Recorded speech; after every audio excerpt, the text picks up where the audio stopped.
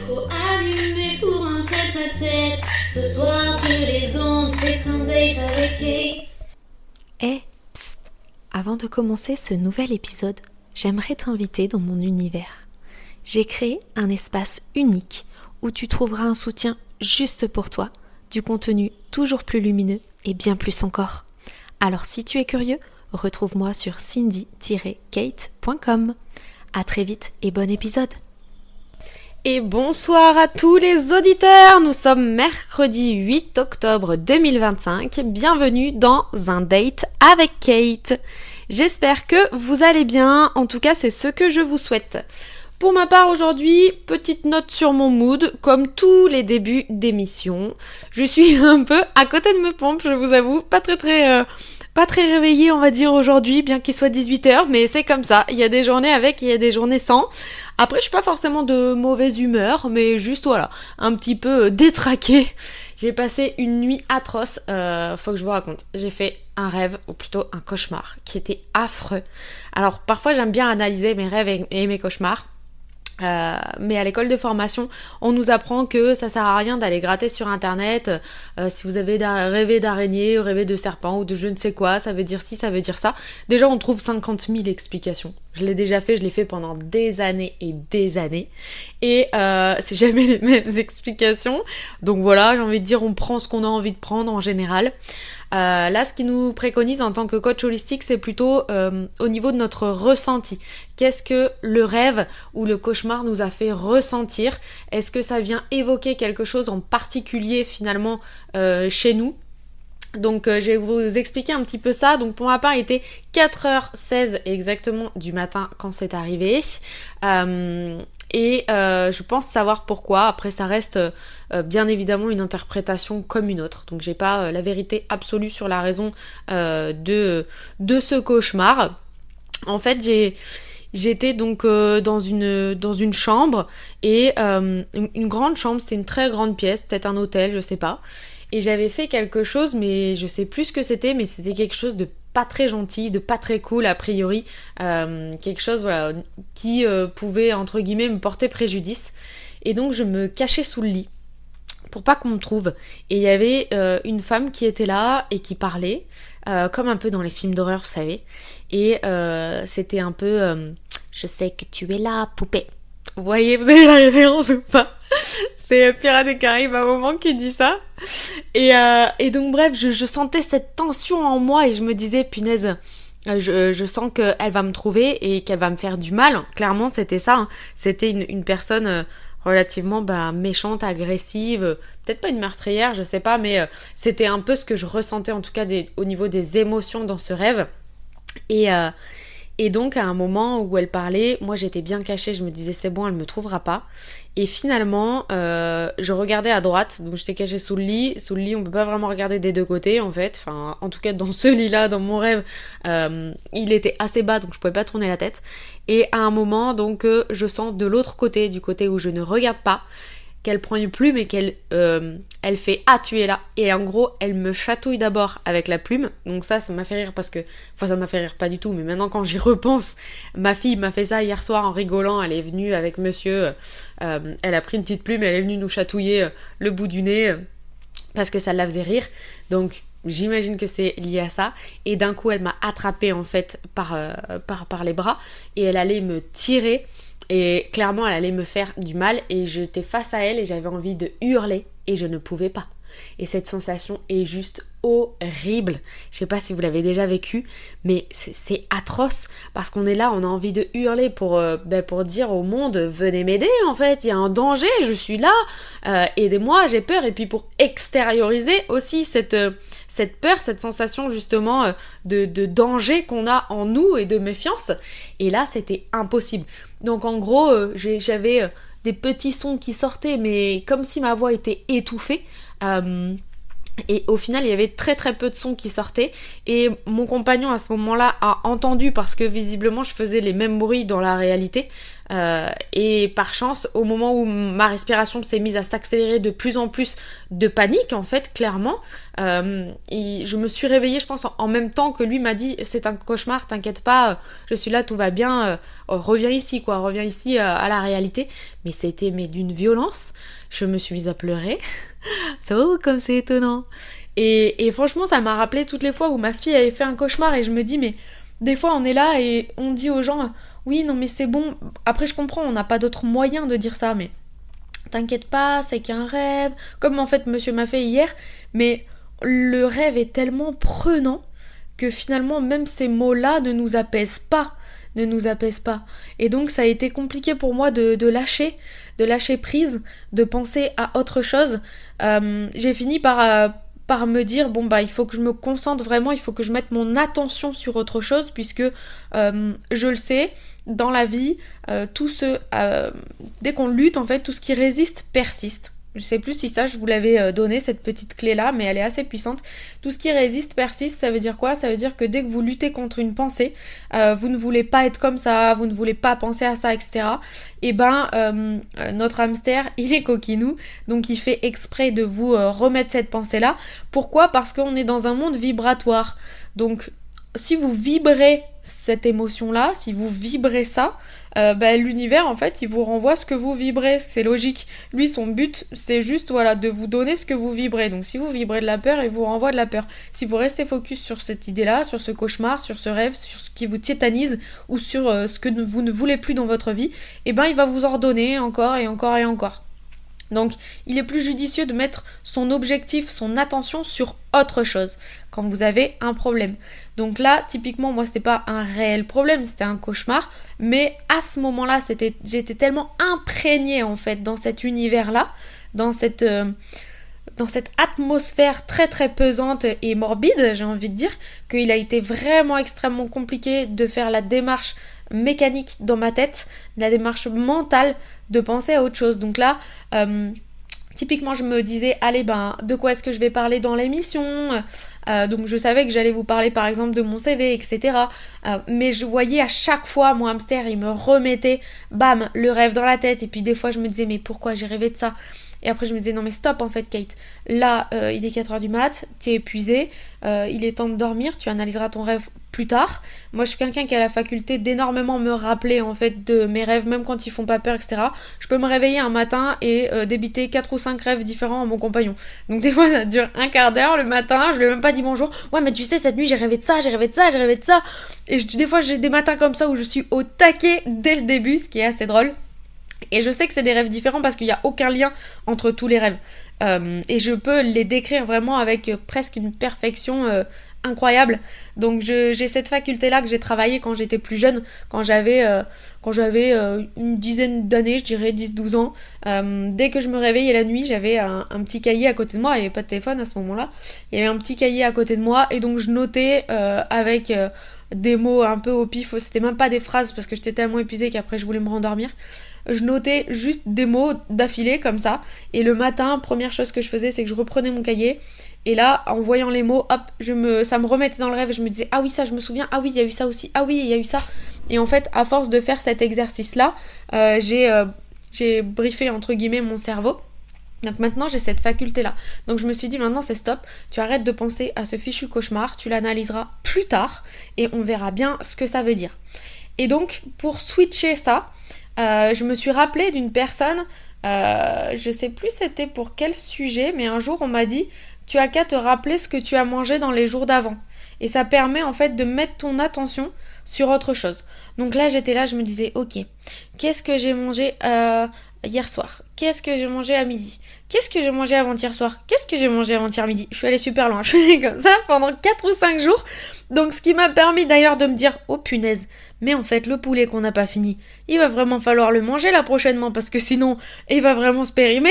Donc j'étais là, je me disais ah mais c'est sûr, on va le manger aujourd'hui. Donc c'était finalement assez drôle parce que je revoyais toutes les dates des produits dans le frigo.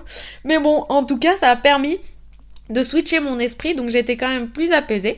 Donc je donne cette petite technique si jamais vous aussi vous vous réveillez au milieu de la nuit, ou si en dehors, si on prend un peu de la hauteur, un peu on voit plus large, si vous avez une problématique avec laquelle vous luttez et quelque chose où vous ne pouvez pas le contrôler, vous ne pouvez pas le changer. Il y a des choses, on peut changer. Vous êtes avec un compagnon toxique, vous partez. Moi, je pars du principe que même si, oui, ça fait peur, etc., vous aimez pas votre travail, vous en changez. Il y a des choses comme ça où vous avez la main, en fait. Vous avez toutes les cartes en main pour faire ce que vous voulez. Maintenant, des fois, il y a des trucs plus compliqués. Je sais pas, admettons qu'il y ait des ados qui m'écoutent. Vous vivez dans une famille où c'est vraiment une ambiance... très glauque aussi, très pesante et violente. Bon ben voilà, on a 16 ans, ben on peut pas... On pourrait techniquement s'émanciper, mais la vie va être vraiment très très compliquée, donc il faut aussi peser le pour et le contre, mesurer les conséquences de nos actes et être responsable de ces gestes, de ces choix, de ces actions. Donc voilà, je ne dis pas que c'est toujours facile, mais dans certains cas en tout cas, si vous n'avez pas la possibilité de bouger les lignes par vous-même, mettez votre attention ailleurs ou changer de prisme et ça peut des fois juste au moins alléger la situation. Des fois c'est juste le regard qu'on porte sur une situation qui fait toute la différence.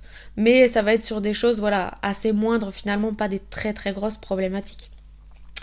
Ça me fait penser donc, vu qu'on parle du contrôle, j'ai envie d'aborder un petit peu ce sujet-là avant de poursuivre sur la partie CV dans laquelle je m'étais dit que je vous donnerais des informations. Donc sur la partie contrôle, déjà si on reprend notre langage des oiseaux, vous savez, le langage où on décompose les mots pour savoir un petit peu ce qu'ils veulent dire, le contrôle, c'est le contre-rôle. Donc rien que déjà dans sa racine, dans l'étymologie du mot, dans sa manière de l'écrire, le contrôle nous permet de savoir qu'on est déjà à contresens, qu'on va déjà à l'envers, entre guillemets, à l'inverse de notre être naturel.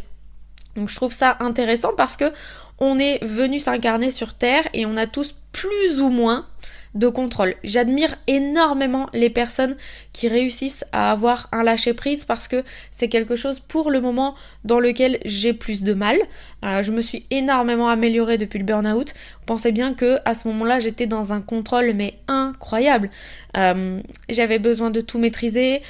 Au niveau personnel, c'est pareil. Je pense que pour mon compagnon, même des années avant, par exemple, je pense au père de ma fille avec qui j'ai vécu, parce que j'ai pas vécu avec beaucoup d'hommes non plus, bien que j'ai eu plusieurs relations comme je vous expliquais. Finalement, j'ai vécu qu'avec lui, et là maintenant avec mon compagnon actuel. Donc si je fais le parallèle, en fait, à l'époque, une visite à l'improviste, c'était juste inadmissible et impensable pour moi. C'était pas possible. Alors, déjà, j'ai jamais été du genre très maniaque. Au contraire, bien qu'à mon travail, tout le bureau était tout le temps clean et tout le monde me disait mais tu dois être ultra maniaque, ça doit être ultra clean chez toi. Alors pas du tout. Les esprits créatifs comme le mien sont la plupart du temps bordéliques. Alors je mets pas tout le monde dans le même sac, Je connais des personnes qui sont très créatives et qui ne sont pas bordéliques, mais pour ma part, je me dis, on n'a qu'une vie. Clairement, j'ai pas que ça à faire de passer mon temps à faire du ménage alors qu'il faudra le refaire la semaine prochaine. Donc, je vais faire entre guillemets le strict minimum, voire même quand ma situation le permettait, j'ai embauché une personne pour le faire.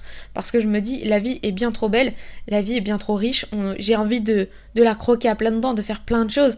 Et pour moi, voilà, le ménage, c'est soporifique, ça m'intéresse pas. Maintenant, je sais qu'il y en a qui le font parce que ça leur fait du bien et parce qu'elles ont du mal en fait à lâcher aussi cet aspect-là. Donc bon, bref, chacun fait comme il le sent. Je sais plus pourquoi j'ai dévié en fait sur le ménage alors que je parlais du contrôle, mais c'est pas très grave. Donc tout ça pour dire voilà que en lâchant le contrôle, en général, on se sent un peu mieux. Voilà, c'était l'improviste que je disais. Donc les gens à l'improviste, j'aimais pas non plus qu'ils me proposent au dernier moment ce soir on va manger chez telle personne. Mais là c'est pareil, dans ma tête je me disais mais attends non pas du tout, en fait ce soir je devais laver mes cheveux, ce soir j'avais prévu de faire ci, j'avais prévu de faire ça, moi ça contrecarre tous mes plans, donc et je me mettais dans des états mais c'était pas possible, donc à la fin le pauvre il ne proposait plus rien s'il y avait pas minimum 2 jours d'écart parce qu'il savait que c'était niette quoi. Alors maintenant heureusement comme je vous disais j'ai beaucoup changé, j'ai beaucoup évolué. Là, typiquement, la semaine dernière, mon compagnon m'a fait le même coup. Il m'a dit « Bon j'ai mon meilleur ami qui me propose, si tu veux, d'aller manger chez lui dans 1 heure. » Et je le regarde et ce jour-là, j'étais rincée vraiment, j'avais mal aux yeux, j'étais fatiguée, j'étais à plat total. Je dis franchement, c'était dans 2 heures. Je dis c'est dans 2 heures, Je lui dis, je sais pas, là tout de suite, comme ça, de but en blanc, je suis fatiguée. Je dis, maintenant, c'est vrai que j'adore aller chez lui parce que on s'amuse toujours beaucoup, on rigole, etc. Donc je lui dis, je sais pas trop. Et là, il me regarde. Moi, je suis du signe taureau et j'arrête pas de voir des trucs sur internet qui dit que le signe taureau, c'est vraiment un signe de bouffe. Il me dit, tu sais, on va manger une raclette. Et là, j'ai explosé de rire. Mais bien sûr qu'on m'appâte avec la nourriture. Moi, j'ai toujours été comme ça. Moi, ma mère, des fois, elle me dit, viens manger à la maison. Si franchement, j'ai la flemme, elle voit que j'hésite. Il suffit qu'elle me dise, j'ai fait un gratin ou j'ai fait un bon plat, bah, je vais lui dire, ok, je viens. Des fois, je lui pose la question, je dis, tu fais quoi à manger? De la ratatouille? Bah non, je viens pas. Donc voilà, moi je sais, je suis comme ça et je l'assume, ça me fait rire, mieux vaut le prendre à la rigolade plutôt qu'autre chose. Mais voilà, je suis une bonne vivante, j'aime bien manger.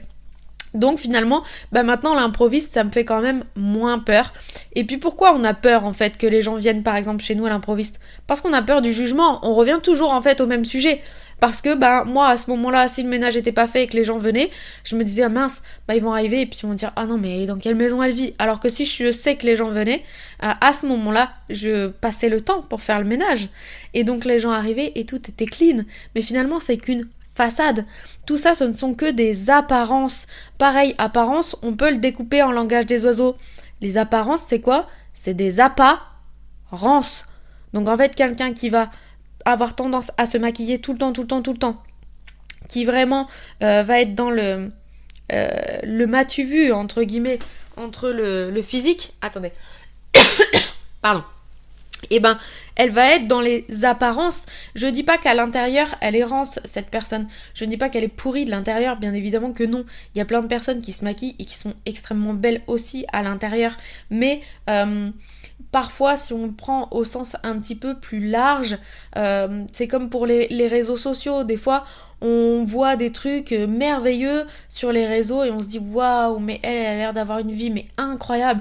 Alors qu'en fait, si ça se trouve, la nénette, elle souffre de dingue, elle prend jamais de vacances. Le seul week-end qu'elle a trouvé pour partir en vacances, elle est partie dans le sud, elle a pris ses pieds sur la plage, dans le sable, et puis elle met que c'était Hawaï alors que c'était pas Hawaï parce que elle a désespérément besoin d'amour, cette personne, et qu'elle pense qu'en mettant des likes, c'est comme de l'amour. Donc voilà, en gros, je vais un peu loin dans la réflexion, mais c'est juste pour que vous compreniez un petit peu cette idée d'apparence dont je veux vous faire comprendre parce que on a en 2025 un retour au naturel qui arrive, un retour à l'authenticité, à la sincérité, et ça fait du bien pour tout le monde. Et pour ces personnes-là qui sont dans les dictats de la beauté, de la société, etc. Je l'ai eu été, je me suis maquillée aussi tous les jours quand j'étais plus jeune.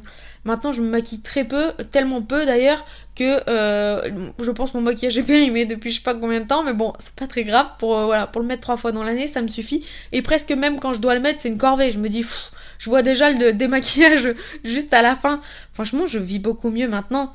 Alors après, oui, ça a nécessité un temps d'adaptation quand je me suis regardée dans le miroir, parce qu'au début, quand je me voyais sans maquillage, moi, de ma perception à moi, de mon prisme à moi, de mon œil et de mes filtres, je voyais une différence monumentale.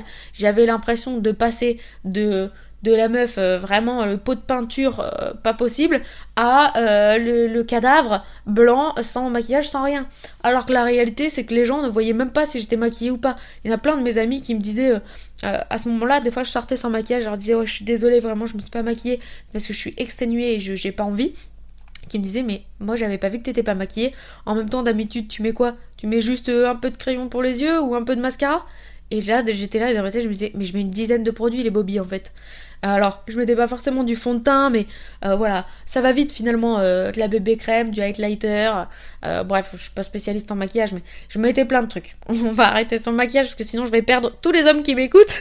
Et je sais que j'ai une majorité d'auditrices féminines mais j'ai aussi des hommes, donc merci à vous d'être présents et promis je m'attarde pas plus que ça sur le maquillage. Voilà en gros sur l'idée du naturel.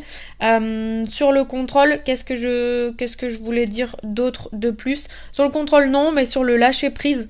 Sur le lâcher prise, je voulais vous donner quelques petits exemples et ça va recouper un peu, je pense aussi les CV à un moment ou un autre. En fait, le lâcher prise, ça veut dire quoi? Ça veut dire que dans la vie, on manifeste. On dit, entre guillemets, on peut dire ça, on peut dire dans nos gestes, dans nos pensées, dans nos paroles, donc il y a plusieurs manières de dire dans cette phrase-là, comme je vous l'évoque, on manifeste un intérêt pour quelque chose. Voilà, moi je veux ça, je voudrais ça. Maintenant, on lâche prise. Donc là, j'y pense par rapport à mon CV parce que, donc on va y revenir, je vais vous expliquer toutes les démarches qu'il y a eu cette dernière semaine. Mais là, j'ai candidaté à une offre. En fait, toutes les fois où je regardais, pour l'instant, j'avoue, j'avais regardé avec sans trop de sérieux parce que j'étais pas ultra motivée non plus à reprendre. Il y a une partie de moi qui est infime, certes, mais qui est existante, donc je la nie pas. Je sais qu'elle est là, je l'accueille. Je vais pas dire je l'accepte, parce que si je l'accepte, c'est que je subis. Donc je la subis pas, cette partie-là, elle est la bienvenue. Mais il y a une partie de moi qui a un petit peu peur, ce qui est normal, puisque ma dernière expérience s'est terminée malheureusement par des soucis de santé, du burn-out, le corps qui a lâché. Et une période de ma vie qui a été difficile à gérer pour moi qui d'habitude suis très dynamique, où là j'ai été réduite à aucun mouvement finalement. Donc oui, il y a une partie de moi qui se dit peut-être que je suis pas prête à retravailler. Et si je retravaille, et si je reproduis les mêmes erreurs. Mais cette partie-là, en fait, je lui remercie d'exister. Je la remercie d'exister, mais j'ai pas envie de l'écouter parce que j'ai beaucoup avancé depuis 1 an, je ne suis plus la même, je sais poser mes limites, je sais dire non quand c'est nécessaire, chose que je ne savais déjà pas faire avant. Et maintenant, j'ai encore plus un objectif de bien-être et de bonheur. J'ai toujours eu dans ma vie un objectif de bonheur, toujours. Ça, c'est, je pense, depuis que je suis toute petite. C'est vraiment un leitmotiv très très très important dans ma vie. C'est pour ça que je vous disais, si j'étais pas bien avec des compagnons, je les virais. Si j'étais pas bien dans un travail, je les virais. Donc voilà, j'ai beaucoup d'expérience dans ces 2 domaines-là parce que je me suis donné les moyens d'avancer et ça a toujours été le cas. Maintenant, là, ça a encore mis un cran au-dessus. J'ai l'impression qu'on est au-delà du bonheur, parce que le bonheur, ça veut tout et rien dire. Là, c'est un bien-être à l'instant T que je recherche. Donc, je me suis dit, cette offre-là, que j'ai repérée, elle m'intéresse en tout point. En fait, jusqu'à présent, j'avais aucune offre qui avait attiré mon attention, mais celle-ci, dès que je l'ai lue, je me suis dit, oh, mais c'est tout moi! Donc déjà, au niveau des missions, ça me ressemblait clairement. Je m'étais mis en tête pas beaucoup de critères finalement, parce que j'avais du mal à déterminer ce que je voulais et ce que je voulais pas. Je m'étais dit, je veux un poste avec du contact client parce que je sais que je suis douée pour ça. C'est une évidence, tout le monde me le dit et je le sens, c'est là où je vibre et c'est là où je rayonne. J'ai besoin et j'ai envie de parler aux gens en fait. Dans mon fort intérieur, mon souhait, je sais que c'est peut-être utopique, mais j'aimerais beaucoup illuminer la vie de chaque personne que je croise. Et c'est pour ça, je pense que cette émission, elle me tient particulièrement à cœur parce que à travers les retours que j'ai, et encore j'ai très peu de retours, je fais une petite aparté, mais merci à vous tous parce que je viens de regarder les stats. Là aussi je lâche prise totalement sur les stats, hein. Je les avais pas regardées depuis, je sais pas, 3 ou 4 semaines. Et la première émission, il y a eu quand même 75 écoutes jusqu'au bout. Je me dis mais c'est énorme. Je ne me rends même pas compte de qui sont ces 75 personnes. Donc merci à vous tous de me suivre. J'ai des écoutes en Allemagne. Je sais pas qui m'écoute en Allemagne, mais big up à toi. Parce que franchement je trouvais ça incroyable. J'en ai au Royaume-Uni, donc ça je sais que c'est ma copine qui habite à Londres. Donc ça fait super plaisir. J'en ai en Suède, ça c'était une copine à moi qui était partie en fait à ce moment-là sur les premières émissions visiter la Suède. J'en ai en Espagne, je supposais que c'était une ancienne copine à moi, enfin une fille qui m'écrit de temps en temps et que j'aime beaucoup, qui vit en Espagne. Mais j'ai pas la certitude parce que de base elle est espagnole, elle parle quand même français, mais de là à écouter tout un podcast pendant 1 heure, je sais pas si elle arriverait à tout saisir. Donc là par contre l'Allemagne, j'ai pas la moindre idée de qui c'est, mais je trouve ça génial. Et après bien évidemment il y en a plein en France, mais 75 c'est juste incroyable. Et sur les autres émissions on m'a demandé, alors pour l'instant ça va pas crescendo, mais en fait c'est logique parce que mon émission elle a quand même un certain suivi entre guillemets. Il y a des choses, même si on prend les émissions en cours de route, je pense que c'est pas très grave, on doit pouvoir comprendre, mais pour mieux cerner mon personnage entre guillemets, même si j'aime pas trop dire ça parce que ça veut dire que je porte un masque, donc c'est pas vraiment le cas, on va dire pour mieux cerner mon individualité, pas ma personnalité parce que je ne suis pas une personne-alité, comprenez l'idée? Je l'ai eu été pendant le burn-out puisque j'avais pas le choix de rester allongée, mais la personnalité, il y a quand même une idée un peu moyenne dans ce mot-là, donc je l'aime pas trop, donc plutôt mon individualité, je dirais mon caractère, enfin vous avez compris un peu l'idée. J'ai perdu le début de la phrase. Bon, c'est pas grave. C'est pas grave. On en était de base au lâcher prise, donc on va reprendre sur le lâcher prise. qui nous invite donc à ne pas se projeter. C'est ça que je voulais dire d'important. Quand on fait un vrai lâcher-prise, on manifeste ce qu'on veut, mais derrière, on lâche. C'est-à-dire que si on l'a, c'est bien. Si on l'a pas, c'est pas grave, en fait. Le résultat ne compte pas. Voilà. Et là, franchement, celle-ci, elle sort de je sais pas d'où, mais tant mieux. Si c'est mes guides qui me l'ont inspiré, qui me l'ont insufflé, merci la vie. En gros, on n'attend pas de résultat. Quel que soit le résultat, il est toujours bon pour moi. Il est toujours bon à prendre. C'est ça un réel et vrai lâcher-prise. Donc typiquement, quand j'ai envoyé, quand j'ai demandé à la banque de me libérer, j'ai demandé une rupture conventionnelle, j'étais pas du tout dans le lâcher-prise parce que j'y tenais tellement dans ma tête, je me suis dit mais c'est sûr, j'ai mes paroles, j'ai mes actions, j'ai mes pensées, j'ai tout qui est dans ce sens-là, c'est sûr que je vais l'avoir, ma rupture conventionnelle. Sauf que dans cette banque-là, je sais pas dans les autres banques comment ça fonctionne, mais dans cette banque-là, c'est extrêmement rare, ça peut être un dossier par an, et moi j'étais là, ouais mais c'est pas grave, ça sera mon dossier. J'étais déter comme jamais. Ok, très bien, c'est bien d'être déterminé. C'est ce qu'on nous invite à faire aussi dans la vie. J'avais la croyance que pour être aligné, il fallait que je fasse tout ça, les paroles, les actions, les pensées. Donc en parole, j'étais carrément allée déménager mes affaires, alors que j'avais même pas eu encore la décision. J'étais allée sur place, allez hop, tranquille, on y va, on déménage tout. Et mes collègues qui m'ont dit, mais t'as eu la décision ? Bah non, mais je sais que je reviendrai pas dans tous les cas. Hein. Donc qu'ils me disent oui ou non, en fait, c'est comme ça, je reviens pas, ma décision elle est prise. Donc après, au final, je l'ai pas obtenue. C'est pas grave, mais j'étais pas dans le réel lâcher prise. Par exemple, pour l'émission de radio, là c'était un réel lâcher prise. En fait, j'ai envoyé une candidature et je me suis dit si ça prend, c'est cool, si ça prend pas, c'est pas grave, j'ai tenté en fait. Enfin, j'ai rien à perdre entre guillemets. Donc on y va et puis c'est tout. Et quand j'ai été appelée, waouh, mais ça a encore plus de valeur quand on lâche prise. Parce que justement, comme on n'est pas focus sur le résultat, à ce moment-là, quand ça match, mais c'est jackpot. Et avec mes clients à la banque, c'était tellement ça. J'entends beaucoup, ouais, les banquiers, c'est des voleurs. Je suis pas d'accord.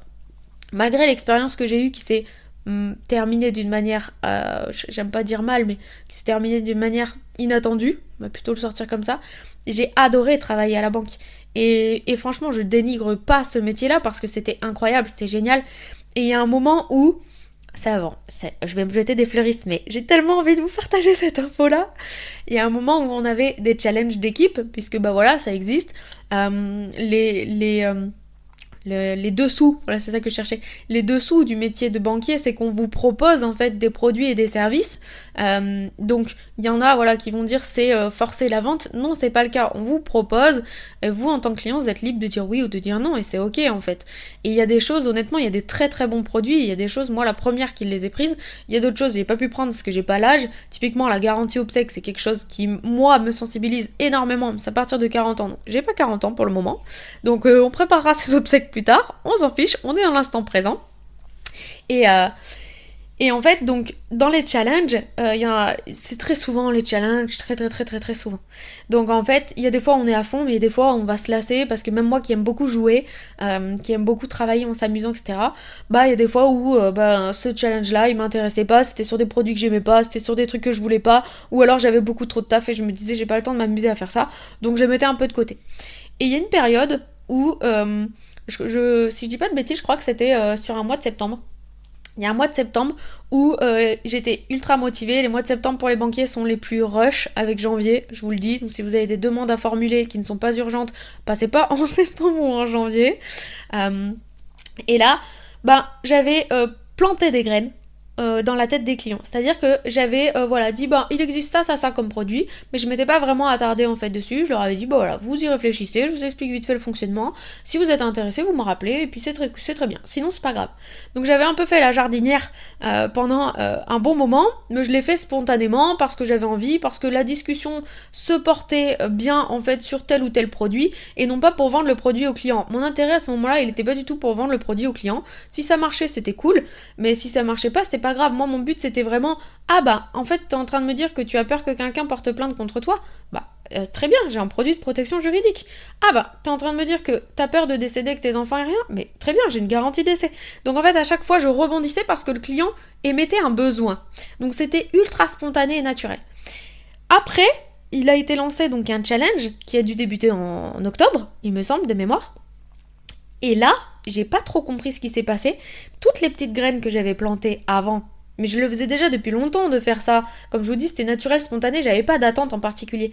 En fait, elles sont toutes mises à germer et à fleurir au même moment, et ça a fleuri au moment du challenge. Ce qui fait que moi, ça a compté en fait, tous ces petits contrats que je signais, ils comptaient dans mes objectifs.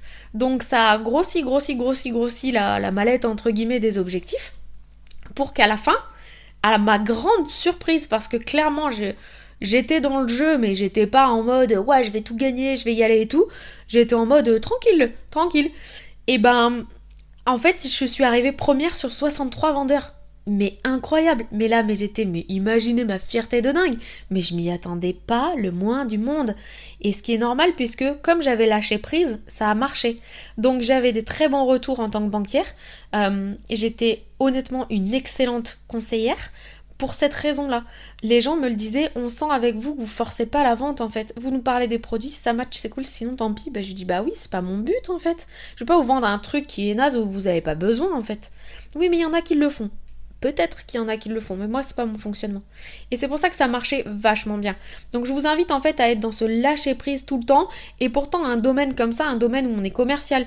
Moi j'étais pas payée à la commission, sachez-le, les banquiers on est payé pareil à la fin du mois. Donc en gros si on vend, tant mieux, si on vend pas c'est pas grave. On a une petite prime à la fin, mais franchement c'est une prime dérisoire par rapport aux autres primes qu'on peut posséder. Donc moi personnellement ça faisait aucune différence, je regardais jamais mes chiffres, j'en avais qui tous les mois checker les chiffres, ouais c'est bon je suis dans le bon plan de marche et tout, moi je regardais les chiffres 2-3 mois avant la fin de l'année parce que c'est un objectif annuel et donc juste pour voir si j'étais plus ou moins dans le plan de marche, si j'étais à la ramasse, bah tant pis j'étais à la ramasse, ça allait pas se refaire comme ça aussi vite en peu de temps quoi. Donc c'est cet aspect là qu'on devrait tout le temps avoir pour tout dans notre vie, se lâcher prise. Et quand on candidate, c'est pour ça que je voulais vous parler de ça parce que en fait ça rejoint le CV comme je le disais tout à l'heure. Il y a un certain lâcher prise qui à mon sens est primordial. Et là je pense à une copine à moi en fait qui est en train de candidater et elle me fait rire parce que elle quand elle candidate, elle me l'a verbalisé, elle le sait, elle en est totalement consciente. Elle me dit mais moi quand j'ai envie d'une offre, elle est tellement géniale cette offre que j'y pense tous les jours. J'attends qu'on m'appelle tous les jours. Et le temps mais est tellement long. Elle me dit je t'explique même pas si la prise de poste est super loin mais c'est horrible. Et donc elle me dit ça et moi je rigole parce que là elle sait que j'ai capté, j'ai vu cette offre là qui vraiment a du contact client comme je voulais, qui... alors il n'y a pas les horaires, donc j'ose espérer que les horaires sont des horaires de bureau puisque c'est un poste plutôt de bureau. Et qui me permettront en fait d'avoir ma vie de famille, ça c'était un des critères très importants pour moi, et les missions ont l'air géniales, c'est que des trucs qui me plaisent, etc. Donc elle a vu que j'étais ultra emballée dans cette offre là, et elle me dit c'est quand la prise de poste? Je dis c'est pour dans un mois à peu près, un peu plus, c'est mi-novembre. Elle me dit oh, mais ça va être long pour toi d'attendre. Non ça va pas être long, parce que même si c'est sûr, là comme ça sur le papier, elle me fait rêver cette offre, j'ai très envie de l'avoir, au final si je l'ai pas, c'est pas grave parce que je pars du principe que la vie elle sait ce qu'elle fait et que des fois sur le papier ça coche toutes les cases mais en vrai c'est nul. Là je repense en fait au mec spirituel, si vous avez écouté le podcast où j'explique toutes mes relations, lui il cochait toutes les cases. Clairement toutes les cases d'un mec, j'avais dit moi je veux un mec comme ci comme ça, mais par contre bah finalement ça matchait pas. Donc encore une fois, et je l'ai déjà dit plein de fois mais c'est vraiment pour ancrer cette information dans votre tête, l'univers c'est mieux que vous. Donc arrêtez de vous croire supérieur entre guillemets à l'univers en se disant cette offre elle est vraiment pour moi et si elle me passe à côté bah vraiment j'ai raté quelque chose. Non, la vie elle est faite d'une manière incroyable qui fait que ce qui est bon pour vous sera toujours disponible. Les planètes seront toujours alignées, les feux seront toujours verts si c'est un truc qui est bon pour vous. Si c'est un truc qui va vous mener vers votre mission de bien-être entre guillemets. Si par contre c'est un chemin où ça va être naze, il va pas vous amener sur ce chemin. Moi la banque, je l'ai pas cherché, on me l'a proposé ce job là. On me l'a proposé, donc déjà je me suis dit tiens, maintenant avec le recul je me dis bah c'est la vie qui me l'a proposé bien évidemment. Donc j'ai su saisir cette chance là alors que j'avais zéro motivation pour y aller. Dans ma tête je me suis dit ça va être nul, ça va être vraiment naze de chez naze quoi. C'était un CDD, je sais plus si je vous l'ai dit ou pas, ce passif là par rapport à la banque, mais c'était un CDD d'un mois qui finissait super tard, il y avait le samedi matin, enfin naze quoi, naze, je voulais un CDI à ce moment là, il y avait rien qui me plaisait quoi. Et finalement j'ai testé et c'était bien.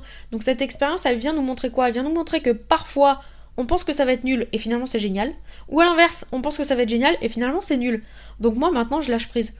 Si j'ai ce poste, c'est cool. Si je l'ai pas, c'est qu'honnêtement, ça aura été soit des horaires de fou, soit une pression incroyable, soit une ambiance de merde. Parce qu'on va pas se mentir, les collègues et l'ambiance, ça joue quand même aussi énormément. Enfin, en tout cas, pour une personne comme moi qui aime le contact humain, qui est dans les connexions, dans la sincérité, etc. Moi, je peux pas être avec des personnes qui vont chercher des noises, qui vont être très individualistes, etc. C'est des choses où je vais avoir peut-être un peu plus de mal. Donc bref, tout ça pour dire, j'ai postulé à cette offre-là, donc je vous tiendrai au courant. Je ne sais pas quand est-ce que j'aurai la convocation à l'entretien. Je pense, ça reste qu'une pensée. Toutes les phrases qui commencent par je pense, c'est le hamster, systématiquement, sachez-le. Je pense que je serai appelée. Et je pense que c'est une offre qui peut être adaptée à moi parce qu'elle me fait vibrer. Quand je l'ai lue, je me suis éveillée. J'étais clairement à ce moment-là un peu, encore voilà, fatiguée. Je crois qu'on venait de se réveiller. Je me suis regardé les offres aussi à côté. On n'était pas trop réveillés. Et clairement là, d'un coup, ça a allumé on-off. Vous savez, ça a allumé le bouton on de Kate. Et je me suis mise à sautiller partout comme un petit cabri dans toute la pièce en disant mais c'est génial, mais j'ai tout, il demande tel diplôme, je l'ai, il demande ça, je l'ai, il demande ça, je l'ai, il demande de l'aisance à l'oral. Mais c'est bon, je vais parler d'émission de radio, de l'aisance à l'écrit. Bah je vais leur dire que j'ai écrit un livre. Oh, il y a des organisations de déplacement du président. Mais je me suis dit mais c'est génial, j'ai fait un tour du monde, je sais organiser des déplacements, Bobby. Donc en gros, je me suis dit tous les critères je les ai et là il y avait ce petit truc-là, cette petite étincelle d'envie qui était là, plus que les autres. Alors que toutes les autres offres, je regardais, je mettais des petites étoiles là sur le site de Pôle emploi. Enfin maintenant ça s'appelle plus Pôle emploi, c'est France Travail. Donc je mettais des petites étoiles sur France Travail en me disant oui, celle-ci, peut-être, ouais, je postulerai peut-être, machin. Mais il n'y avait pas vraiment cet engouement. Là c'était un feu intérieur qui m'a possédé d'un coup. Donc je me dis... Si ça a autant vibré, peut-être que c'est quelque chose, c'est ma destinée, entre guillemets, le chemin vers lequel je dois passer. Et si c'est pas ça, bah c'est pas grave, on ira sur un autre chemin, et puis c'est ok en fait, c'est ok. Donc là, ce que j'ai fait en fait, donc pour vous expliquer un peu toute cette semaine d'ordinateur, parce que clairement là c'était une semaine candidature, bien que je n'ai candidaté qu'à celle-ci, et pas à une autre offre, il s'avère que j'ai passé des heures et des heures à tout refaire. Mais je sais pas si vous avez déjà checké vos CV quand ça fait longtemps que vous avez travaillé. Moi mon dernier CV il datait de 2018. Alors, je le trouvais super canon. Il avait plein de flèches, toutes les couleurs, multicolores, il y avait un arc-en-ciel en haut. Enfin, il me ressemblait parce que moi j'aime beaucoup tout cet aspect-là en fait de multicolore, multicolore, je crois pas que ça se dit. Multicolore, ça doit être ça qu'on dit. Bref. Mais là, quand je l'ai ouvert, je me suis dit, il dénote un peu quoi. Je pense qu'il est plus trop adapté, mais j'étais pas trop sûre. En même temps, je le trouvais beau quand même. J'ai repris des anciens CV qui étaient vraiment très vieux, genre de 2012, qui dénotaient encore plus. Et là, j'envoie à mes copines qui me disent non mais clairement, Kate, ça c'est vraiment... Moi, j'ai vu plein de CV dernièrement, des CV très récents. Elle me dit là déjà, tu fais partie directe de la catégorie des vieilles. Je dis ah ouais, 35 piges, oui. Elle me dit là, tu fais partie de la catégorie des vieilles. Donc ton CV, il est uniforme sur un fond blanc. Déjà rien que ça, en fait, c'est next. Avec la photo ronde ou pas de photo, enfin, tu peux pas faire ça. Elle me dit tu dois faire un truc plus joli avec un design derrière, avec plusieurs catégories, des colonnes ou comme des espèces de post-it. Il faut que ce soit plus lisible parce que là, c'est pas assez lisible en fait. C'est tout en vrac en plein milieu. Ça fait en gros pâté entre guillemets. Donc j'ai dit bon ok, va sur Canva, qu'elle me dit. Je dis ok, je vais sur Canva, là je vois plein de trucs payants, je dis mais c'est bon, Canva ça me saoule, tout est payant, moi je vais pas payer un truc, en plus je vais pas gratter, mais j'avais l'impression que c'était un abonnement, moi je voulais pas payer d'abonnement quoi. Donc finalement je suis allée sur Word, chercher des CV dans Word. Très mauvaise idée. Je pense que ma licence de Word est assez ancienne, donc en fait les CV que j'ai trouvés c'était exactement les mêmes, plus ou moins que j'avais déjà. Donc, mais j'étais têtue, donc j'ai quand même fait mon CV sur Word, je lui ai envoyé et elle me dit c'est la même chose. Tu vois bien Kate que c'est la même chose là que tu me proposes. Donc elle me dit gentiment non, retourne sur Canva. Donc je dis ok. Et là je vois une autre copine qui me dit non mais sur Canva regarde je te montre. Et merci, et c'est là que je me dis les gens des fois on nous dit de faire des trucs mais on n'a pas envie de le faire. On est têtu. Déjà quand on nous guide pour le faire, c'est différent que de nous le dire en fait. Là, cette deuxième copine, elle m'a guidée, elle m'a montré, on est allé sur son application, elle m'a montré son CV. Donc déjà, elle me dit voilà, tu peux faire ça de manière gratuite. Je lui dis ça là, ça c'est super beau, c'est gratuit. Elle me dit oui, je te jure que oui. Et elle me dit tu peux tout personnaliser en fait. Une fois que tu as capté comment ça marche, tu peux insérer plein de formes, tu peux changer toutes les couleurs, tu peux le mettre à d'autres endroits. Elle me dit t'es vraiment 100% libre de faire tous les trucs. Et donc, cette simple information-là, elle m'a fait switcher d'idées. Et moi qui étais partie vraiment dans le... Franchement, je dois refaire tout mon CV, c'est la corvée, ça va me prendre 10 plombs, ça va me saouler. J'étais vraiment dans un prisme ultra négatif et je pense que c'est pour ça que je procrastinais vachement pour le faire. Là, une fois que j'ai été dessus et que j'ai compris que finalement c'était ultra ludique sur Canva, bien plus que sur Word, où tu changes une ligne, ça bouge absolument l'intégralité de ton CV. Là, on peut verrouiller des lignes, donc c'est ultra fluide, je trouve, bien plus simple. Mais là, je me suis éclatée. Mais j'ai passé, je sais pas combien d'heures à faire mon CV. Je suis passée peut-être 10-12 heures à faire mon CV. Mais là, je le trouve, il me ressemble. Donc ça fait plaisir. Il est pro, il est récent, moderne. Il a été validé par mes copines. Donc je me dis, alléluia. Donc ça, c'est génial. Et après, au bout d'un moment, je me suis dit, bon, il est quand même sympa. Mais il est pas 100% moi. Et donc là, j'ai dévié en me disant... il y a un CV qui était vraiment chouette avec le gars qui était en plein milieu et tout, mais ça faisait un peu... lui, il avait un casque, je sais pas si vous l'avez déjà vu celui-là dans les modèles, c'est un modèle payant, hein, mais il avait un casque en fait sur les oreilles, donc ça se voit que c'est vraiment un CV pour devenir chanteur par exemple, c'est un truc très créatif, donc bien évidemment qu'en postulant sur des offres bureautiques qui sont quand même très... un métier assez classique entre guillemets, je pouvais pas me permettre de faire un CV comme ça. Mais j'avais envie de m'éclater parce que j'étais à fond, enfin pas m'éclater, attention, depuis qu'on m'a dit que les mots étaient importants, j'ai envie de m'éclater. À l'école de formation, ils disent oula, fais gaffe, il va y en avoir partout. Clairement, oui, imaginez, comme dans les films, comme dans Alice in Borderland, je suis en train de regarder la saison 3 en ce moment, pour info, qui est pas mal, franchement, je vous invite à la regarder. Mais alors ne tapez pas ne faites pas comme moi, ne tapez pas sur internet. Est-ce que c'est le même acteur entre la saison 2 et la saison 3 pour Harisu? Parce que moi je trouve que je n'arrive pas du tout à le reconnaître, donc je me suis dit ils ont dû changer l'acteur, et j'ai tapé ça, et internet m'a spoilé la moitié de la saison 3. J'étais dégoûtée, je voulais juste savoir si c'était le même acteur ou s'ils avaient changé. Donc voilà, donc pour votre information, je pense que c'est le même acteur, si vous avez la même question que moi. Mais j'ai pas trop gratté parce que j'ai pas encore fini la saison, et j'avais déjà été assez spoilée comme ça. Donc bref, on a un petit peu dévié, mais quand vous dites je m'éclate, moi je visualise du sang partout, comme quand ils sont en train d'éclater en fait les personnages dans Alice in Borderland. Donc imaginez, pour ceux qui n'ont pas vu en fait cette série, vous prenez un coup de pistolet ou je ne sais quoi en plein milieu du corps et vous explosez du sang partout. Donc maintenant j'ai tendance à éviter de dire je m'éclate, mais c'est très très ancré en moi, donc ça va venir. C'est comme les cependant. En revanche, franchement, je le dis presque plus maintenant. À force de faire cette mécanique, les cependant deviennent très naturels.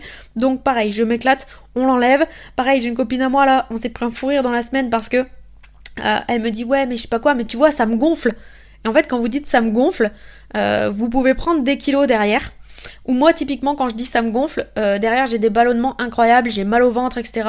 Là à la super raclette où je suis allée la semaine dernière, j'ai dû quitter plus tôt la soirée parce que j'avais vraiment un mal de ventre incroyable. Je suis rentrée en pleurs, mais c'est pas étonnant parce que je dis très souvent ça me gonfle. Donc maintenant on a dit avec ma copine qu'on disait plus ça me gonfle, donc à la place de ça elle m'a dit tu sais quoi, moi vu que des fois je mange trop, on va dire ça me coupe l'appétit. Donc maintenant c'est très drôle parce que au lieu de dire ouais c'est bon, lui franchement quand il est là ça me gonfle, on dit oui lui quand il est là ça me coupe l'appétit, hein. Et ça nous fait rire, donc on passe d'un état de colère à l'humour. Donc voilà, donc franchement je pense que ceux qui vont prendre l'émission mais à la fin de la saison, mais ils vont rien comprendre avec toutes mes tournures que je vous change. Je vais sortir des petits ça me coupe l'appétit alors que ça n'aura rien à voir avec la nourriture, et d'autres phrases comme ça, je sais plus, là j'ai pas d'exemple, mais je sais que je vous ai dit d'autres trucs que je changeais de temps en temps, donc ils vont rien piger, mais bon c'est pas très grave. Et donc je me suis amusée à faire un CV très très atypique juste pour moi. À la base je voulais pas le publier sur Insta, c'était vraiment que pour moi, pour me faire kiffer, pour rigoler, parce que j'avais envie et que je voyais que j'étais dans un bon mood. Et finalement je l'ai publié, donc pour ceux qui l'ont vu, vous devez exactement voir de quel CV ça parle. C'est celui où c'est marqué Kate en rouge au-dessus de ma tête, et en fait je suis en plein milieu, c'est une photo qui a été prise de moi en fait, où je suis en blazer avec des talons, un petit t-shirt rouge, blazer noir, pantalon noir, et j'ai un bras en l'air, le grand smile, parce que clairement je suis très contente, je me suis apprêtée, ce jour-là visiblement j'avais du maquillage et je m'étais coiffée, donc la photo était plutôt sympa. Et j'ai mis cette photo en plein milieu. En fait, ce qui s'est passé de base, c'est que je l'avais pas mis en plein milieu. De base, j'ai importé la photo et c'est elle qui s'est plus ou moins mis en plein milieu. Et comme il y avait déjà du texte autour, c'est là que ça m'a donné l'idée de faire ce CV-là. Et après, donc j'ai décidé de mettre des trucs un peu loufoques, des trucs un peu drôles. Donc je vais vous en parler parce que j'ai envie en fait de vous détailler, si on a le temps, jusqu'à la fin de l'émission, ce que j'ai marqué, de vous raconter ces petites anecdotes, parce que voilà, je trouve que les anecdotes, c'est très drôle. D'ailleurs, si, juste avant que je débute sur mon CV, je voulais partager avec vous la dernière anecdote de ma fille, parce que celle-là, elle m'a fait mourir de rire. Alors, je sais que quand on raconte les trucs, des fois, c'est un peu moins drôle que quand on le vit, donc j'espère quand même que ça vous fera rire, mais alors moi, c'était tellement spontané et inattendu. En gros, elle est revenue de chez son père, et elle me dit, tu sais maman, maintenant j'aime un nouveau fromage. Et je lui dis, ah bon, parce qu'elle a vraiment ses fromages phares, quoi. Et pour goûter les autres, des fois, elle rechigne. Donc elle me dit, oui, j'aime un nouveau. Je lui dis, c'est quoi? Elle me dit, c'est le brie. Et je dis, ah oui, bien sûr, le brie, je connais. Je dis, ok, si tu veux, j'en achèterai de temps en temps. Et là, mon compagnon qui sort, moi, je connais quelqu'un qui s'appelle Brie. Et je lui dis, oui, genre Brie Van de Camp. Donc pour tous ceux qui sont fans de Desperate Housewives, vous voyez exactement de laquelle je veux parler. Et là, ma fille qui dit, oui, ou alors Britney Spears. Et là, je me suis vue vraiment Brie, avec son nom de famille, Britney Spears. Et c'était tellement drôle. Je lui dis, mais elle s'appelle pas Brie, elle s'appelle Britney. Donc voilà, ça nous a fait vraiment verser des larmes. Et je me dis, c'est ces petits moments du quotidien qui font que la vie est belle, la vie est douce. Et on devrait rire tous les jours. Franchement, ça, c'est un objectif que j'aimerais mettre en place dans ma vie. D'avoir des fous rires vraiment tous les jours. Des fois, on se dit que c'est plus difficile à faire, plus facile à dire et plus difficile à faire, mais honnêtement, si on attend des choses de la vie, ça aussi c'est une clé que je vous propose, on me l'a déjà dit, quand tu attends quelque chose de la vie, mets-le en place. Tu attends d'avoir plus de câlins dans ta vie, et toi, fais des câlins aux gens en fait.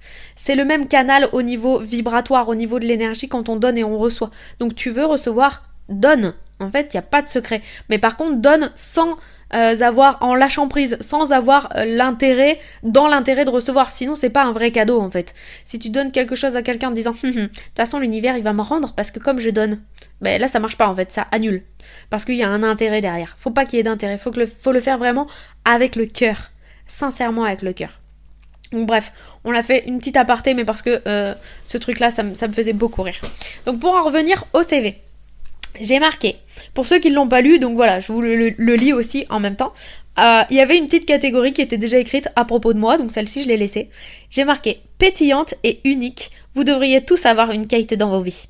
Donc ça m'a fait rire, pétillante, pourquoi? Parce que des gens me le disent très souvent. C'est pas quelque chose que moi je dis forcément de moi-même, mais je valide que j'ai ce côté un petit peu qui pétille de temps en temps. Et unique, souvent on me dit plus que je suis bizarre. Mais tout est une question de point de vue, encore une fois. Donc si on change de prisme, bizarre, c'est pareil que unique, en fait. C'est juste un peu plus sympa. Donc moi, j'ai mis ça. Et après, au départ, j'avais marqué, on l'aime dès le premier instant où on la voit, ou un truc comme ça. Je me suis dit, c'est quand même un peu prétentieux. Bien que, on est là aussi, dans ce podcast, pour s'aimer et pour se jeter des fleuristes. Donc j'aurais totalement pu laisser ça. Mais je me suis dit, vous devriez tous avoir une Kate dans vos vies, c'est rigolo aussi. Après, donc dans les aventures personnelles, j'ai marqué, tester tous les métiers. Puisque faudrait que je relise mes notes. Je prends des notes une fois que les émissions sont terminées pour éviter de rabâcher 50 000 fois la même chose. Donc je sais plus si je vous ai fait mon passif sur les métiers, mais j'ai plus d'une dizaine de métiers à mon actif. Donc j'ai marqué ça, je pense que c'est quand même assez atypique, tout le monde ne le fait pas. Sortir avec son BFF. Donc oui, j'ai déjà eu une relation avec mon meilleur ami, on va pas s'attarder sur le sujet. Se faire maquiller par sa fille, donc si vous êtes des mamans, vous êtes tous à un moment, ou même des papas, vous êtes tous à un moment passés par ce stade-là. Mon compagnon actuel s'est déjà fait maquiller par ma fille alors qu'on n'était même pas en couple, ce qui était très drôle. Elle leur a mis du vernis aussi à tous à une soirée, c'était très marrant. Fille, garçon, peu importe, tout le monde y passait. Nager avec des dauphins roses. Donc là je suis partie en Amazonie cet été et j'ai eu la chance de faire donc une croisière sur un bateau privatif avec d'autres personnes, donc avec les inconnus là que je connaissais pas, comme je vous disais. Logique, puisque c'est des inconnus, cette phrase ne veut rien dire. C'est pas grave. Et donc à un moment on a nagé avec des dauphins roses. Les dauphins roses, si vous voyez pas ce que c'est, faut vraiment taper sur internet. C'est pas les jolis petits dauphins gris. Donc déjà, je suis pas passionnée de dauphins de prime abord, d'ailleurs, j'aime pas ça. Moi, j'aime plus les serpents et les crocodiles, donc on est vraiment dans des univers totalement différents. Bien que les crocodiles soient dans l'eau également.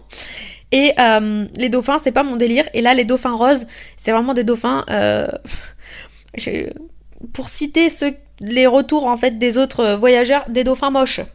Ils ont une grosse bosse, ils sont pleins de taches, ils sont plus ou moins roses. En fait, ça dépend. Là, on sent l'accent auvergnat. Rose. Ils sont plus ou moins roses. Parce que ils ont beaucoup d'années d'expérience, de maturité, etc. Ils sont plus roses pour davantage séduire les femelles. Enfin bref, donc j'ai nagé avec des dauphins roses. Là comme ça paraît genre utopique. Hein. Dans les films, les gens sont trop contents de nager avec des dauphins. J'étais tétanisée. Je me chiais dessus les amis. Voilà, sachez-le. J'ai pris la main de la fille d'à côté de moi. Je pleurais ma race tout le long. J'ai subi comme jamais parce que l'eau était couleur Coca-Cola, l'eau de l'Amazone. Sachez-le, on voit absolument rien à 10 cm de profondeur. Et en fait, il y avait 4 énormes dauphins de plus de 2 mètres qui étaient là. Et en fait, ils sont dessous nous et on ne les voit pas arriver. Donc d'un coup, on sent un mastodonte nous frôler les jambes. Alors c'est doux en soi, hein. C'est très doux. On dirait pas, mais c'est très agréable à sentir. Mais par contre, ça arrive comme ça... de but en blanc, on le voit pas arriver et n'importe où. Donc nous on avait pied donc ça allait, mais à un moment il y en avait qui étaient dans des endroits où vous avez pas pied, ils venaient dessous en fait et ils les poussaient. Donc ça peut être leur énorme bec, ça fait un grand bec en forme de scie un peu devant. Ça peut être le corps, ça peut être leur queue, elle est, je sais pas, je pense que c'est du cartilage ou je sais pas ce qu'il y a, mais elle est hyper dure et ça fait super mal. Ne faites pas de titre, s'il vous plaît, sur cette phrase. Non, on va pas faire de titre, s'il vous plaît. On va pas s'étendre sur ce sujet-là. Bref, donc voilà, j'ai nagé avec des dauphins roses. J'ai mis vivre dans une barbe à papa parce que je crois que je vous l'avais déjà dit, mais mon appartement, celui que je suis en train de lâcher, donc là justement je vais aller faire le ménage cette semaine et prendre les photos. L'annonce va être mise dans la semaine et je devrais donc rendre les clés. L'annonce est mise pendant une semaine, m'a dit le propriétaire. Donc à partir de la semaine prochaine, ça y est, je suis officiellement libérée de cet appartement. D'ailleurs, il m'a envoyé les photos, tout a été repeint. Donc franchement, comme je lui ai dit, c'est beaucoup plus triste. Parce que nos fresques avec ma fille, elles étaient vraiment jolies.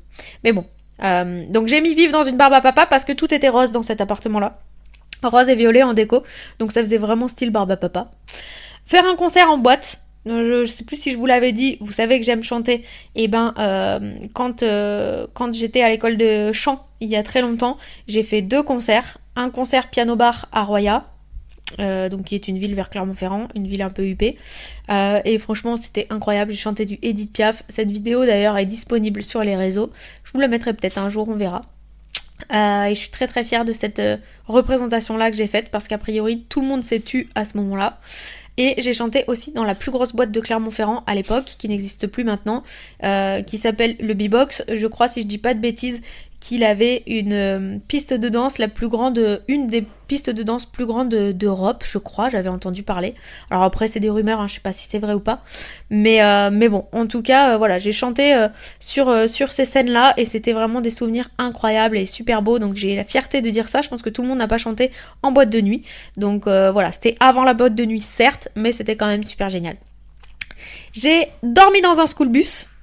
Là, c'était mon voyage qui sera raconté dans mon livre. Donc pareil, je m'étends pas trop là-dessus. C'est, vous savez, la petite nénette que je vous ai dit la semaine dernière qui a monté sa boîte de school bus pour faire des voyages.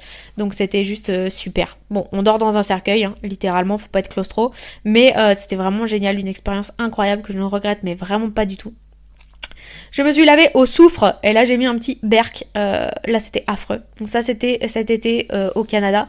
Il y a eu un problème dans le camping où on est allé. Donc déjà l'eau, il y avait du soufre dedans, donc ça sentait les œufs pourris. Donc déjà rien que se laver avec de l'eau qui sent les œufs pourris, c'est très compliqué. Psychologiquement parlant, enfin pour moi en tout cas ça n'a pas été une étape facile, et en plus quand je suis allée l'eau s'est mise à couler noir, donc heureusement que j'étais pas dessous, j'avais que les pieds, mais franchement c'était presque traumatisant pour moi cette expérience horrible.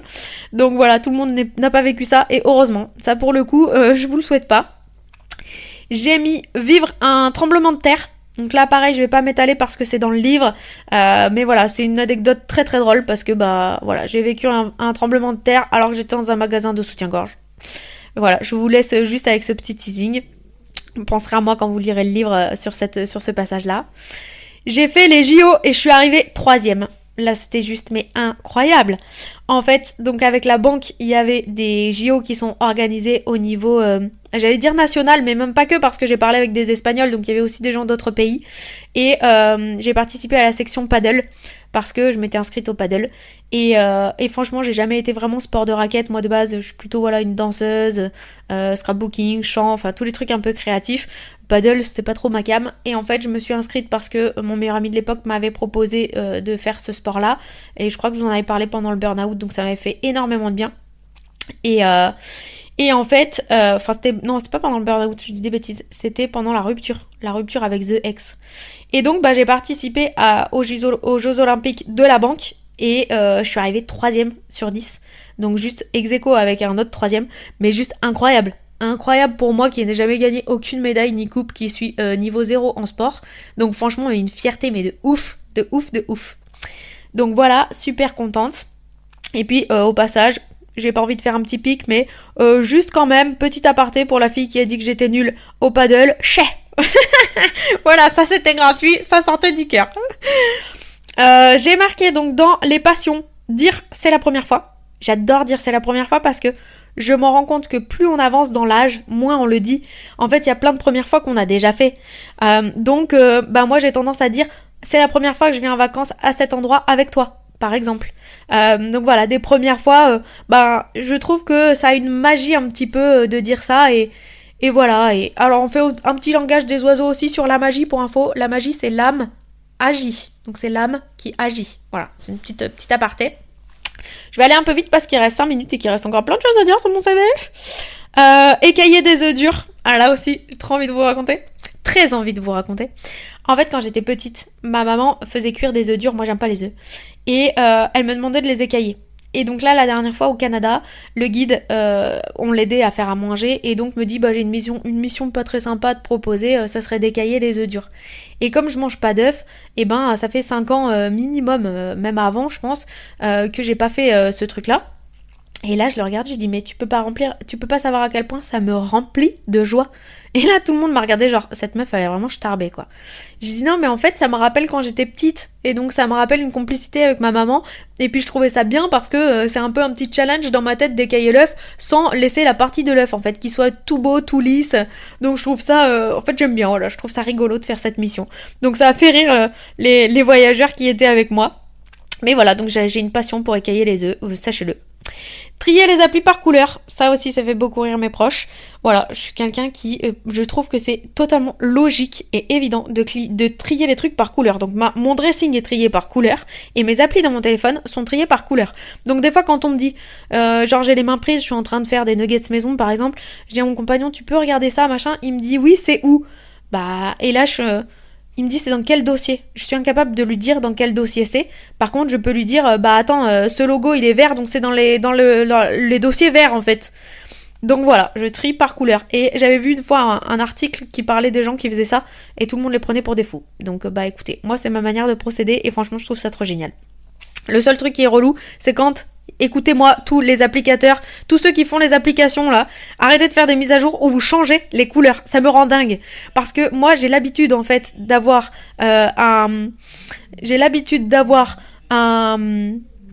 j'entends mon compagnon qui est en train de parler, ça me perturbe. Et j'ai l'habitude d'avoir une appli jaune par exemple pour le cinéma. Et là, il me le change et il me le met en noir. Et après, je le retrouve plus dans mon dossier. Pardon, j'avais perdu le fil un instant. Sinon, j'ai mis organiser des fêtes de dingue. J'adore organiser des fêtes où il y a 15 000 trucs avec des jeux de fléchettes, avec des gages, avec la partie karaoké, avec la partie où on a un jeu de basket. Avec 15 000 trucs du beer pong. Enfin, je trouve ça trop stylé. Ne rien faire comme tout le monde. Je suis le genre de personne typiquement qui avait des colliers de fleurs hawaïens dans son jardin. Oui, vous avez bien entendu. Je pense qu'il n'y a que moi qui fais ça. Mais je trouvais ça trop stylé pour illuminer mon jardin, en fait, pour mettre toutes les couleurs, quand je vous dis que j'adore l'arc-en-ciel. Donc voilà, très très drôle. Ensuite, j'ai mis une catégorie diplôme et maîtrise. Parler pendant des heures. Bon, je pense qu'on va vite passer là-dessus, vous êtes au courant. Rigoler toute seule. Bon, là déjà, rien que quand je fais l'émission, vous m'entendez me marrer toute seule, donc ça c'est évident. atteindre des notes aiguës. Voilà, j'étais super fière parce que cette semaine, je me suis entraînée à chanter Je t'aime de Lara Fabian en disant je m'aime, comme je vous ai dit l'autre jour. Et franchement, j'ai réussi à atteindre une note super élevée que j'avais jamais réussi avant. Mais pourquoi ? Parce qu'à ce moment-là, en fait, j'étais juste dans la conviction que je m'aimais et c'était fluide et j'étais toute seule dans la maison, c'était génial. Et quand j'ai voulu le refaire dans ma voiture hier, il y avait un clochard qui était à côté et ben ça m'a bloqué. Donc j'ai encore, vous voyez, à travailler là-dessus. J'ai mis commenter le petit train. Parce qu'en fait, avec ma fille, on fait un jeu très rigolo. Quand on passe sur une route qu'on ne connaît pas, on fait comme si on était un petit train. Et en gros, si on voit un champ avec de la terre, on va dire que c'est un champ de cacao, par exemple. Et ça fait de ouf travailler l'imagination. Et ça nous fait beaucoup rire parce que elle le fait, mon compagnon aussi se prête au jeu. Et en fait, ça fait vraiment un peu de magie dans ce monde, un peu de rêverie. Et c'est vraiment un exercice très chouette que je vous invite à faire si vous savez pas quoi faire en voiture. Rayonner, bon pareil, ça dit de soi-même, on va pas s'attarder. Et pour la dernière minute, on va dire donc les langues. Donc là j'ai marqué le niveau en société, niveau langue 0. Comme je vous dis, je suis anti-moule. Le belge, j'ai marqué une fois. J'ai un accent belge qui est super nul, mais ça me fait tellement rire de dire une fois. Donc voilà. Et après j'ai mis le ninja. Donc je vous donne une petite astuce pour plus de sérénité à la maison. Si vous devez parler d'une pièce et que l'autre ne vous entend pas, en fait, qu'il est dans l'autre pièce, moi, personnellement, je trouve ça insupportable qu'on me parle alors que j'ai la machine à laver, j'ai la hotte, ou j'ai je ne sais quoi qui est à côté, qui fait du bruit. Donc là, en fait, nous, on crie « Ninja !» Et ninja, je sais pas d'où c'est venu, hein, je m'en rappelle plus, parce que ça fait vraiment longtemps qu'on fait ça avec ma fille. Quand on crie « Ninja », ça veut dire « Arrête de me parler parce que j'entends rien ». Je crois que de base, c'était « J'entends rien et je vais me transformer en ninja et je vais t'en tourner une ». Je crois que c'était ça, le but. Donc maintenant, on crie juste « Ninja » et ça veut dire juste « Arrête de me parler d'une autre pièce ». Donc la personne, elle comprend et elle arrête. Donc voilà, c'était pour vous détailler mon petit CV fait avec humour. Franchement, j'ai speedé la fin. Et on a dépassé les 1 heure, mais c'est pas grave puisque on peut dépasser d'1 ou 2 minutes. J'espère que vous avez kiffé en tout cas cet épisode. Pour ma part c'était cool parce que j'avais peur, j'étais pas dans le mood juste avant comme je vous l'ai dit et j'avais peur en fait de presque pas avoir suffisamment de sujets et voilà, tout le contrôle, tout le lâcher prise, j'avais pas du tout prévu de parler de ça mais c'est génial parce qu'encore une fois cette émission elle est spontanée, elle est fluide, elle est naturelle et elle me met du baume au cœur, du kiff. Alors merci 1000 fois de m'écouter, merci à vous de me permettre de vivre cette expérience incroyable, merci à vous d'être aussi fidèles parce que je vous dis les stats sont juste oufissimes, 75 personnes, je vais pas m'en remettre et franchement je pense que je vais faire une petite fiesta au bout de 100 personnes donc invitez les gens, tous ceux qui m'écoutent là, vous tous, proposez à vos amis, proposez à plein de personnes qui ont besoin d'avoir un peu de peps dans la vie, d'avoir un petit podcast un peu différent, d'avoir des clés de bien-être, proposez et on verra au bout de 100 écoutes. J'aimerais vous proposer un jeu mais bon vu que je suis pas payée je suis pas sûre que je ferai gagner des trucs. Bon, on verra. En attendant, je vous souhaite un très bon appétit, une très bonne soirée et je vous fais plein de bisous jusqu'à la semaine prochaine.